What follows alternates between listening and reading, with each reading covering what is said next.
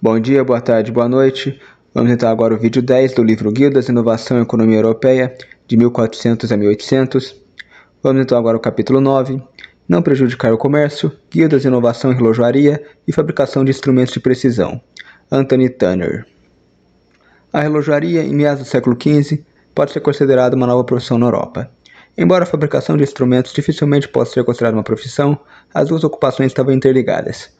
Apesar disso, a natureza multifacetada, difícil de definir e de pequena escala da fabricação de instrumentos significaria que, ao contrário da relojoaria, ela nunca seria incorporada como uma profissão reconhecida.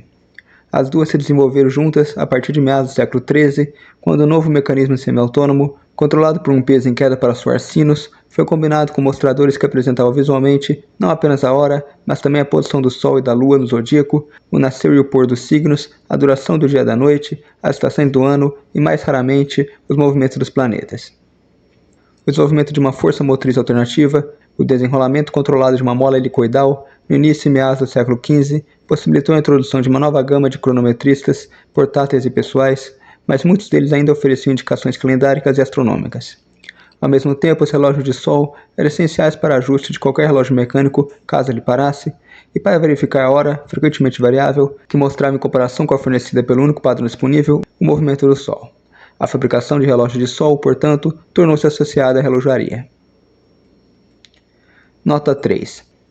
Os objetos sob a alçada da Companhia dos Relojoeiros foram definidos no artigo 24 dos seus estatutos de 1632, como abre aspas, todos os relógios de pulso e caixas para relógios de pulso, ou qualquer outra obra, como relógio de sol, instrumentos matemáticos, ou qualquer outra obra pertencente especificamente à arte da relojaria, fecha aspas. Isso representa uma extensão do que foi reivindicado em seu estatuto do ano anterior, que menciona apenas relógios de sol. Nota 4. Um relato dos reparos realizados por Sebastian Le Seney, relojoeiro de Henrique VIII, na Inglaterra, entre 17 de abril e 14 de agosto de 1546 ou 1547, por exemplo, inclui relógios de pulso e de sol. Exemplos de relógios de sol, fixos e portáteis, assinados por artesãos conhecidos principalmente como relojoeiros, sobreviveram ao longo desse período. A fabricação de relógios e instrumentos era, então, uma profissão unida por um propósito, a medição do tempo. Outros agrupamentos, no entanto, eram possíveis. Projetar um mostrador de relógio astronômico ou fabricar um relógio de sol exigia um certo grau de conhecimento matemático, tanto na concepção quanto na execução. O mesmo acontecia com a fabricação de instrumentos para navegação, topografia, pesagem e medição, desenho, artilharia e arquitetura, particularmente a nova arquitetura militar baseada em geometria.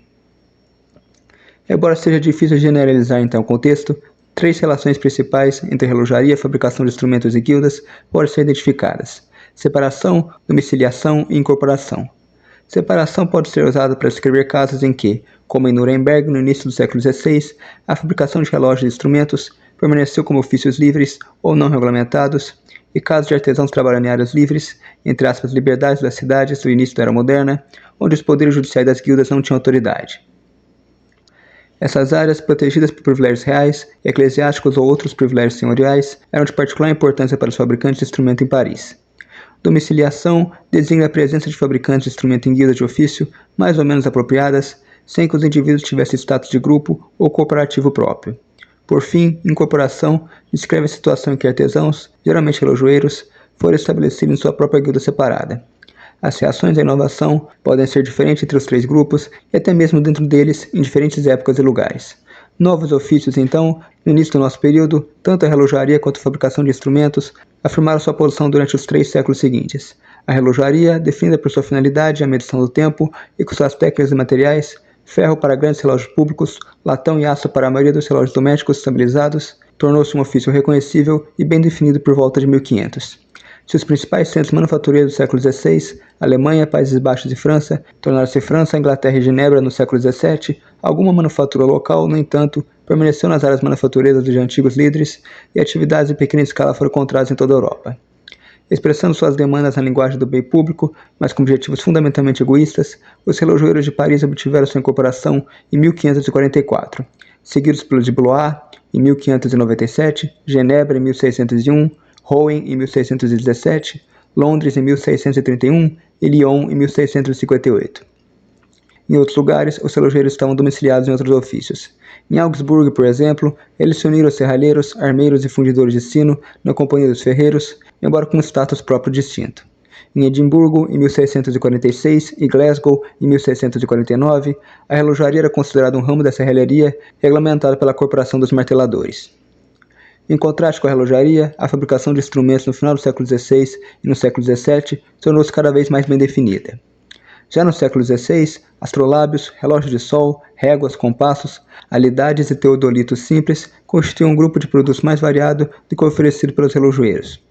Não havia ligação entre eles por materiais. Tais instrumentos podiam ser feitos de metal, madeira ou mesmo papel, nem por técnica. A estrutura básica podia resultar de fundição, junção ou moldagem, as escalas e letras sobre ela, de gravura, puncionamento ou impressão, mas apenas por algum conhecimento geométrico básico. No século XVII, a variedade de produtos tornou-se ainda maior à medida que instrumentos de navegação, bússolas, globos e esferas foram assimilados à fabricação de instrumentos, ao mesmo tempo que a produção de novos instrumentos ópticos e físicos, microscópicos, telescópicos, barômetros, bombas de ar e similares, expandia a gama de materiais a serem manipulados para incluir vidro, mercúrio, borracha e couro. Apesar dessa expansão, e novamente ao contrário dos relojoeiros, os fabricantes de instrumentos permaneceram relativamente pouco em número. Seu ofício não era regulamentado por autoridades públicas. Eram poucos demais para representar uma ameaça às oligarquias dominantes ou à ordem pública. Na Grã-Bretanha, foram rastreados os nomes de 383 fabricantes de instrumentos que trabalhavam entre 1551 e 1751, dos quais 323 trabalharam em Londres. Isso representa menos de um quarto dos que se sabem terem trabalhado no século seguinte, mas ambos os números dificilmente se comparam nos cerca de 5.000 relojoeiros inventariados como tendo trabalhado na Grã-Bretanha antes de 1700. Em Paris, os fabricantes de instrumentos eram ainda menos numerosos, com apenas 227 listados antes de 1750. Em Nuremberg foram identificados 75 fabricantes de mostradores, trabalhando entre 1500 e 1700. Praticantes de um ofício amorfo, a maioria dos fabricantes de instrumentos domiciliaram-se em guildas mais ou menos apropriadas ou permaneceram separados. Grupos totalmente incorporados de fabricantes de instrumentos eram incomuns e tendiam a ser altamente especializados. Os fabricantes de balanças em Paris eram incorporados desde 1324 e os de Rouen desde 1415. Em Nuremberg, onde não havia guildas propriamente ditas, os fabricantes de bússolas, que na verdade fabricavam relógios de sol, gradualmente sofreram uma mutação, durante o século XVI, de um ofício livre para um ofício fechado, entre aspas. Em contraste, em Londres, a única guilda, além dos relojoeiros, que se aproximava das necessidades específicas, pelo menos, dos fabricantes de instrumentos ópticos, era a Spectable Makers Company, ela própria uma nova fundação de 1629. As universidades também eram importantes, como já havia sido anteriormente, para o desenvolvimento da impressão e da produção de livros, pois ofereciam refúgio contra as pretensões das guildas e eram fontes de demanda. Tais liberdades permaneceriam de particular importância para a fabricação de relógios e instrumentos em Paris durante todo o antigo regime. O interesse das guildas e corporações comerciais para seus membros era a autoajuda mútua, o controle do treinamento, a manutenção dos padrões de qualidade e a proteção comercial. A priori, não havia razão para que as guildas desaprovassem a inovação, e elas parecem não ter desaprovado. Grandes inovações na estrutura de relógios, como a introdução do fuso em relógios, do pêndulo em relógios, da mola de balança, a joelharia em rolamentos, novos escapamentos e o desenvolvimento de sistema de compensação térmica, ocorreram com pouca ou nenhuma crítica das guildas, muito menos oposição.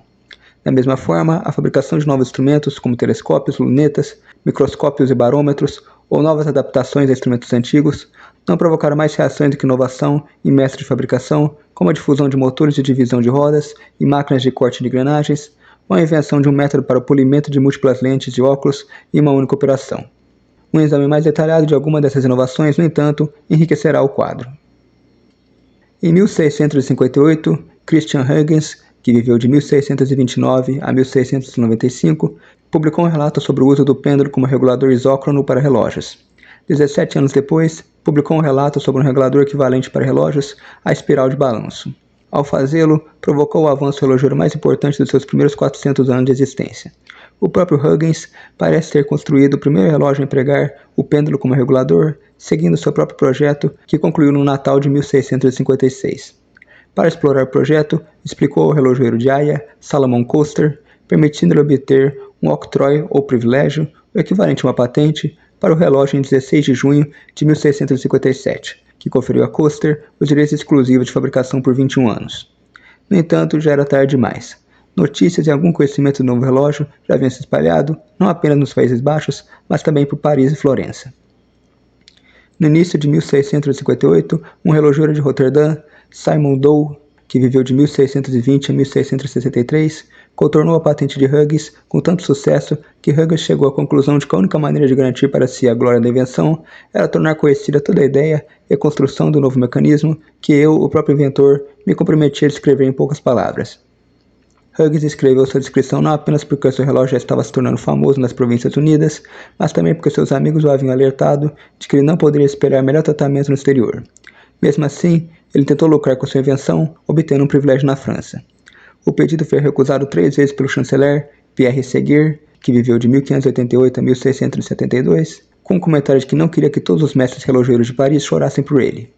Ao mesmo tempo, em Londres, Assuero I Fromentel, que viveu de 1607 a 1693, também construiu relógios de pêndulo seguindo o modelo de Huygens, que ele anunciou para a venda no Mercúrios Políticos para o período de 27 de outubro a 3 de novembro de 1658. O desenvolvimento do regulador de pêndulo para relógio por Huygens e sua difusão para os centros relojoeiros de Paris e Londres é, em muitos aspectos, exemplar de uma das maneiras pelas quais a inovação ocorreu na relojaria e na fabricação de instrumentos no início da Era Moderna. A inovação é feita fora do próprio ramo da manufatura por um sábio que, como cliente, contrata um relojoeiro autônomo para produzir o instrumento para ele. A inovação é bem sucedida e rapidamente adotada pelos fabricantes nos centros mais ativos da relojaria. Nem em Haia, nem em Londres, nem em Paris há qualquer reticência por parte dos relojoeiros em adotá-la, nem qualquer sugestão de oposição ou mesmo dificuldade por parte das guildas. Essas últimas aparecem, de fato, apenas indiretamente, quando se trata de uma patente em Paris que restringia a exploração do novo dispositivo. Patentes, como ficará claro a partir de outros exemplos, eram frequentemente, até mesmo sistematicamente, contestadas pelas guildas por ser uma restrição ao comércio.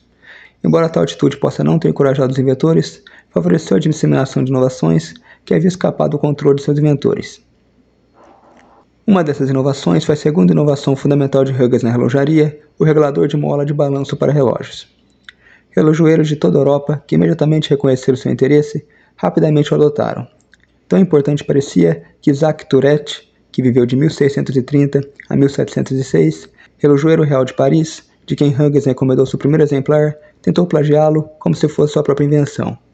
Assim como seu pêndulo, Huygens inicialmente buscou patentes para sua invenção na França e Inglaterra, mas rapidamente abandonou o esforço diante da oposição de outros inventores, notadamente Jean de Hautefeuille, que viveu de 1647 a 1724 em Paris, e Robert Hooke, que viveu de 1635 a 1703 em Londres. Totalmente desanimado, Huygens decidiu deixar total liberdade a todos os relojoeiros para que trabalhassem nessa invenção. A fecunda inventividade de Huygens foi responsável por outros dispositivos que alimentaram o crescente comércio de instrumentos. Um deles foi o microscópio simples, que ele desenvolveu em 1678 e 1679 para o estudo de infusórios. O projeto rapidamente se tornou conhecido. O fabricante de instrumento inglês, expatriado em Paris, Michael Butterfield, que viveu de 1635 a 1724, membro da Founders Company, já anunciava exemplares no final de 1679 e exemplares datados da década de 1680 e 1690 são conhecidos, assinados por outros 2 fabricantes parisienses e posteriormente por fabricantes de Londres, Roma e Regensburg. Os 14 instrumentos conhecidos desse tipo, 6 deles assinados pelo mesmo fabricante, J. Pauli ou de Pauli, não são idênticos. Eles exibem um segundo tipo de inovação, gerada dentro do próprio setor manufatureiro, à medida que adaptações e melhorias eram feitas no curso da comercialização de um instrumento. Entre os fabricantes de microscópio do tipo Huygens, Butterfield, Pauli e Gregoire em Paris e John Marshall em Londres eram membros de guilda de ofícios, mas esse fato não os impediu de adaptar um novo instrumento, adicioná-lo à sua linha de produtos e refiná-lo tanto técnica quanto decorativamente, a fim de aumentar sua atratividade comercial. O pêndulo e a mola de balanço de Huygens são exemplos paradigmáticos na introdução de grandes inovações de produção. Seu microscópio simples é um exemplo igualmente paradigmático do tipo de inovação não radical que seria naturalmente gerado internamente por uma indústria ou comércio varejista dinâmicos em expansão, buscando vender seus produtos especializados para um mercado mais amplo. Exemplos desse tipo de inovação incontestável podem ser multiplicados, como a introdução de telescópios refletores na manufatura óptica parisiense por Claude Simeon Passemant, que viveu de 1702 a 1769, e Claude Paris, que viveu de 1703 a 1763, aparentemente trabalhando de forma independente. A invenção e adaptação do escapamento de âncora para relógios, tanto em suas formas de recuo quanto de batida, a integração na produção de novos instrumentos, como o grafômetro de Philippe Damfrier, de cerca de 1600 a 1626, ou o nível de bolha, de cerca de 1700, e a disseminação de novas técnicas de produção, como a disponibilidade de máquinas de divisão e corte de rodas a partir da década de 1670. Nota 25. A invenção do escapamento de âncora retrátil pode ser um exemplo de inovação de um sábio fora do ramo da manufatura, mas com vínculos estreitos com ele, neste caso por Christopher Wren, que viveu de 1632 a 1723, trabalhando com o relojoeiro Joseph Nibbe, que viveu de 1640 a 1711.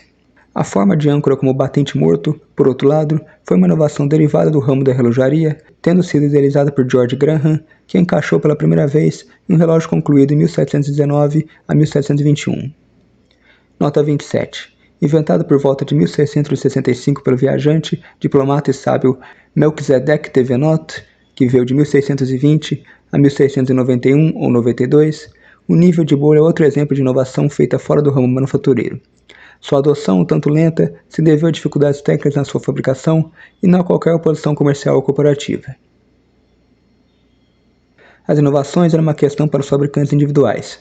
Não eram assuntos da guilda, exceto na medida que pudesse dar a algum fabricante uma vantagem injusta sobre seus colegas ou ter efeitos adversos sobre o ofício como um todo. Em 1693, John Marshall, membro da Turner's Company e oculista de George I, descreveu à Royal Society um método que havia desenvolvido para polir várias lentes de uma vez só, juntamente com alguns outros aprimoramentos. À Royal Society, Marshall solicitou um depoimento sobre o valor de sua inovação. Este, após o método ter sido devidamente inspecionado por Edmund Halley, que viveu de 1656 a 1742, e Robert Hooke, foi concedido em uma carta escrita por Halley por ordem do Conselho da Royal Society em 18 de janeiro de 1693 ou 1694. Marshall usou a carta para validar seu método de produtos e para divulgá-los. Isso provocou um ataque da Spectable Makers Company, para a qual Marshall se recusara a transferir alguns anos antes, quando essa buscava monopolizar todos os artesãos que praticavam o ofício que teoricamente governavam. Uma delegação dos fabricantes de óculos foi enviada à Royal Society. O novo método de Marshall afirmava, abre aspas, não era novo nem dele, nem do uso por ele alegado, fecha aspas.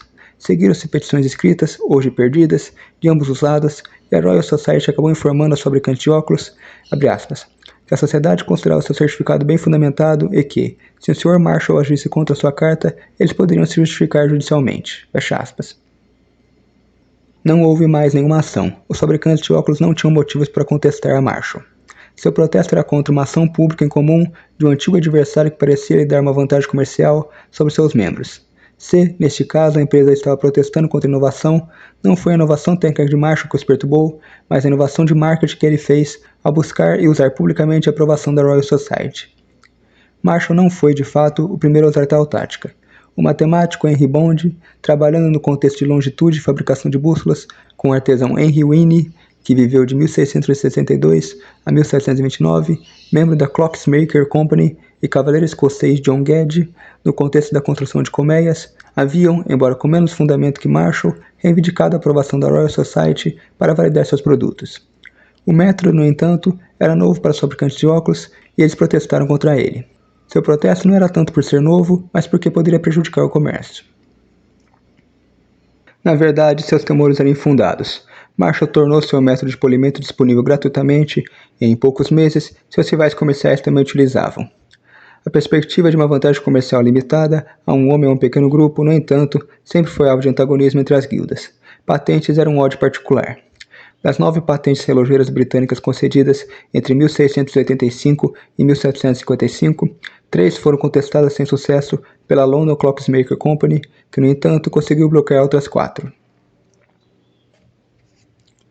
Frequentemente, a inovação era contestada sob a alegação de que a invenção não era realmente nova. Isso poderia muito bem ser o caso, pois patentes poderiam ser concedidas para a exploração de uma invenção existente que não precisasse ser totalmente nova. A falta de novidade nem sempre era um argumento convincente.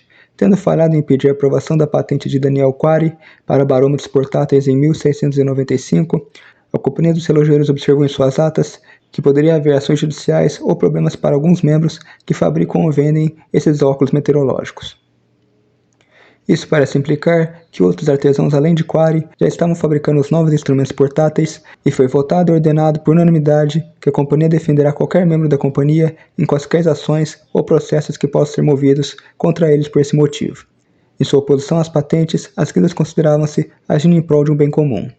Elas não estavam reagindo contra a inovação, mas contra a inovação que não era compartilhada. Suas ações, portanto, favoreciam a difusão de novas ideias, mas às custas do inventor. Para Landis, no entanto, essas restrições, que eram honradas mais na violação do que na observância, tinham um efeito limitado. Elas constituíam, na melhor das hipóteses, uma ação de contenção contra as forças do empreendimento empresarial e da mudança comercial. Ignorando o cheiro de determinismo econômico, pode-se objetar que grande parte do empreendimento empresarial, entre aspas, que levava à mudança comercial, entre aspas, estava, na verdade, sendo implantado por homens como Thomas Tompion, Daniel Quarry ou John Marshall em Londres e Jean Paul Lee, Nicolas Bion, Michael Butterfield ou Julien Leroy em Paris. Todos membros de guildas que achavam perfeitamente possível construir negócios extensos e orientados para o mercado dentro da estrutura da guilda. Em meados do século XVIII, o relojoeiro Jean Jodin publicou um ataque abrangente à corporação parisiense. Para ele, a corporação era a sede da mediocridade.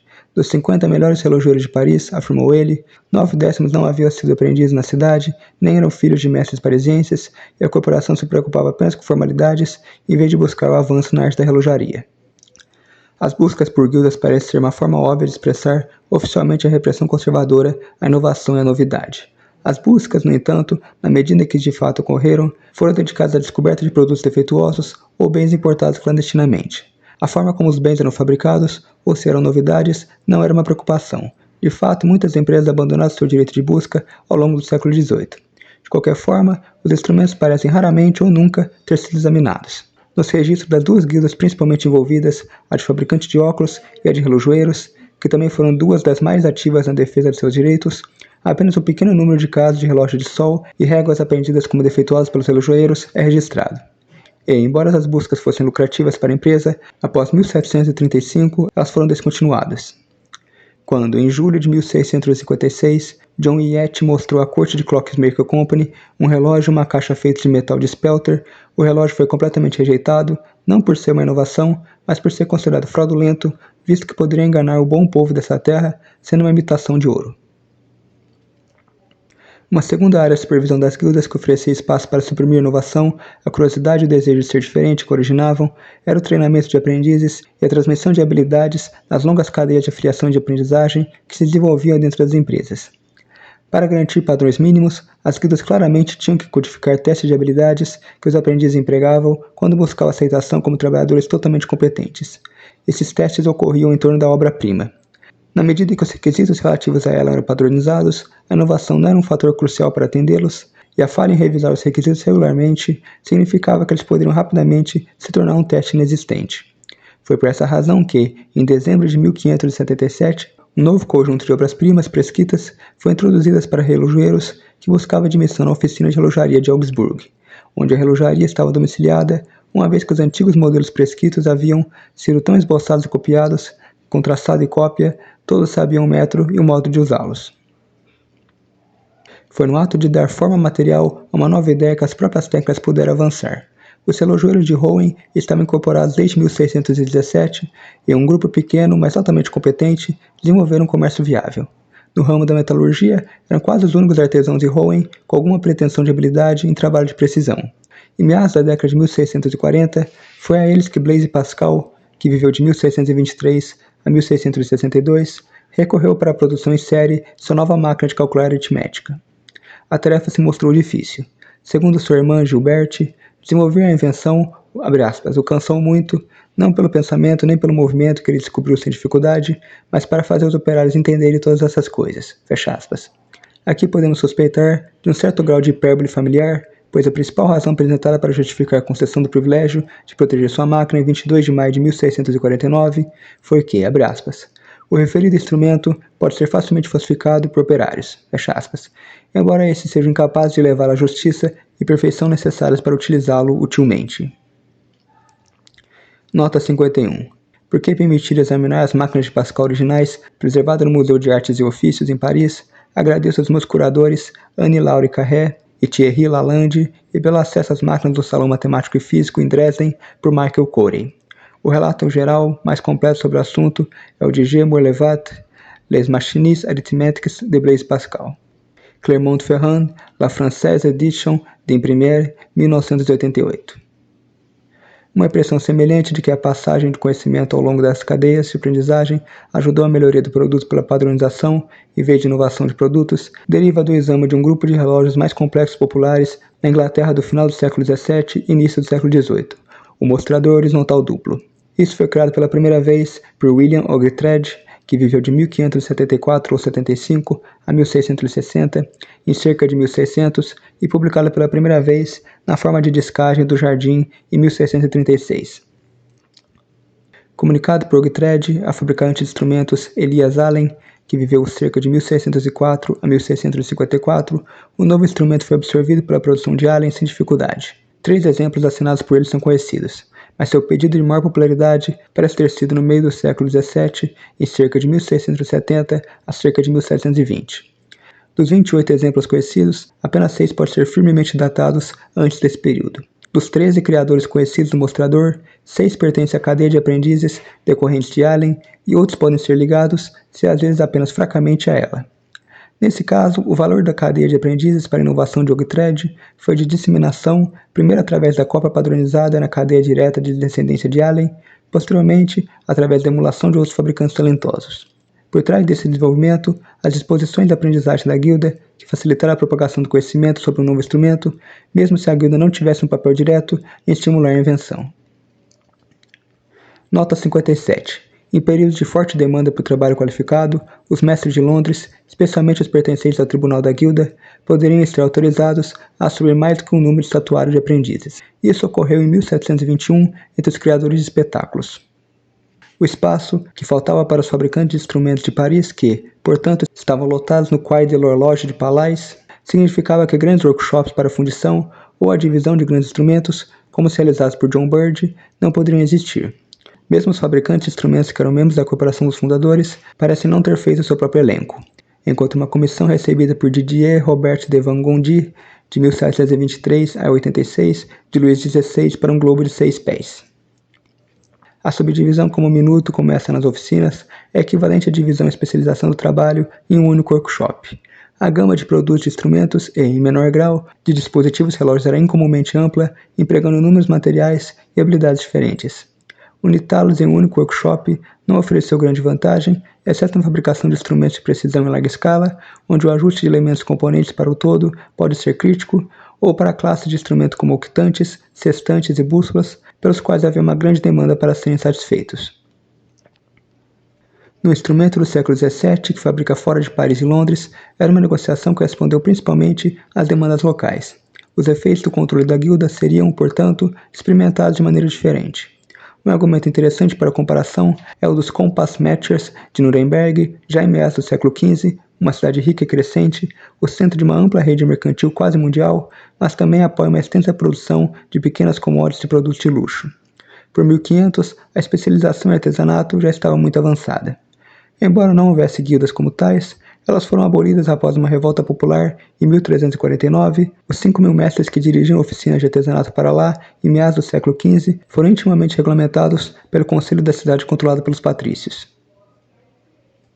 O declínio na fabricação de descartes de Nuremberg é refletido nos poucos exemplos de tais mostradores, geralmente de qualidade diferente, sobreviveram a partir do período posterior e pelo fato de que os fabricantes de descarte conhecidos no século XVII às vezes tinham segundas ocupações. Uma razão óbvia de dificuldade é a revolta causada pela Guerra dos 30 Anos, mas o controle cívico também pode ter tido uma mão no assunto. O declínio da fabricação de mostradores de madeira nobre e marfim em Nuremberg pode ter ocorrido porque era um comércio insuficientemente importante para justificar o desenvolvimento de um equivalente aparentemente rival, mas frequentemente simbiótico, no interior da cidade. De qualquer forma, em meados do século XVII, um forte centro rival de fabricação de mostradores de marfim, com um novo recurso na forma de leitura magnética do tempo por azimuth, havia se desenvolvido em Dieppe, possivelmente com base em habilidade de fabricação de mostradores importada de Paris.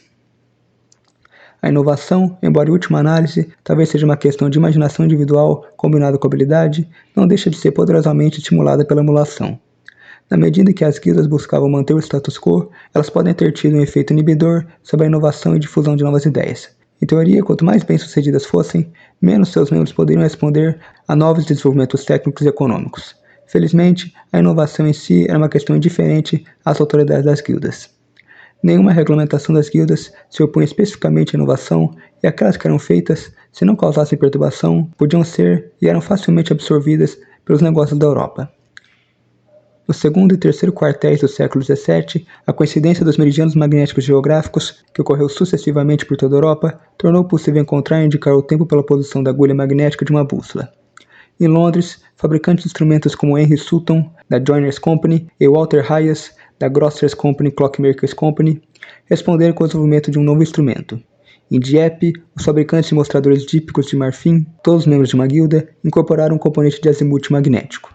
Em Nuremberg, no entanto, o mostrador dípico permaneceu inalterado, embora em outras partes da Alemanha tenha sido desenvolvida outra forma de mostrador de azimuth magnético. A maneira exata como o controle das guildas e a inovação interagiam na fabricação de instrumentos e relojaria diferiam claramente de acordo com os fatores políticos, econômicos e psicológicos prevalecentes em diferentes áreas do continente. Nota 65. Um mostrador dípico de madeira de Sutton, incorporado a um mostrador de azimuth magnético, é descrito e ilustrado por V. Raskin. Vários exemplos de mostrador de azimuth magnético de Dieppe são ilustrados em Lloyd, Ivory, Diptyque Sundials, páginas 118 a 134. Dois exemplos alemães são conhecidos, um é assinado Jodocus Dens, de 1679, e o exemplo não assinado também pode ser atribuído com segurança ao mesmo homem. Ambos estão em coleções particulares. Eles são descritos e ilustrados em dois catálogos da Shotteby, Masterpiece from the Time Museum Part 3, de 30 de outubro de 2002, Londres, Shotteby, 2002, e na Instruments of Science and Technology, de 16 de dezembro de 2003, Londres, 2003. Bom, então é isso. Com isso, então, acabamos o capítulo 9. Obrigado a todos que assistiram. Até mais.